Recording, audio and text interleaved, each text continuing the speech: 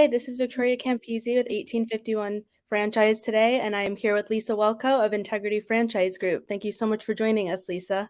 Thanks for having me, Victoria. I appreciate it. So let's just jump right into it.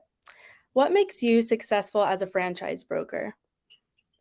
I get that question a lot at the conferences, and I think some of it just has to do with just listening to people and being a sponge in this industry. We have to always kind of know what's happening next, what's going on with the history in a brand. There's a lot of moving parts, and I think I like that. I like that it's always changing and it's never stagnant. And I happen to work with really good candidates who appreciate maybe the longer education of learning, and so they're making really solid decisions. So the reputation is good and strong. Great. What advice do you have for people wanting to become franchise owners? I think it's the best piece I can say is take your time, and also don't go down rabbit holes too early. I think taking your time also means looking at least one thing that you're not quite sure why your consultant possibly suggested it, but there's a reason. Find out that reason. Speak with at least 3 brands, even if you know right away which brand is going to be the perfect one for you because we did such a good job. Talk to 3. Make sure that you're understanding the cadence and not only what you're going to be saying yes to, but what you're saying no to. I think it's just important to have a really broad scope. I mean, for us, we look at hundreds of brands every single year, and people get confused looking at more than 5, right? So there's a reason that we're sharing that with you, but take the time, at least look at a couple, at least 3 different brands, have some conversations so what yes you're saying yes to, but also what you're saying no to. What does winning look like for you?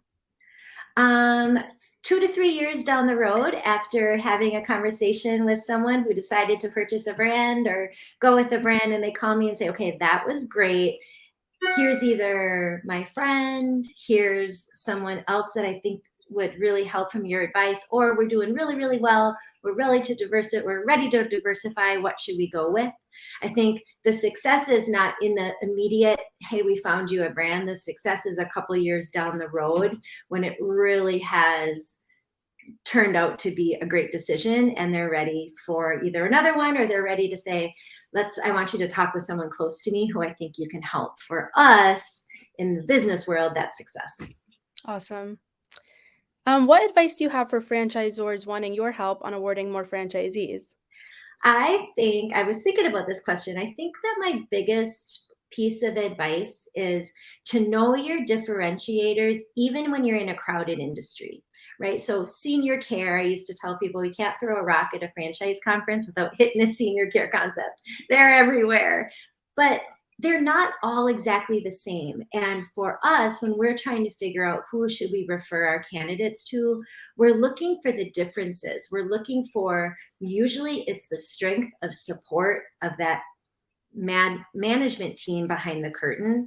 And I think that for franchisors that are looking to work with brokers, that's what we need to see. It's not, how much is the commission? It's not, hey, we have great training and great support.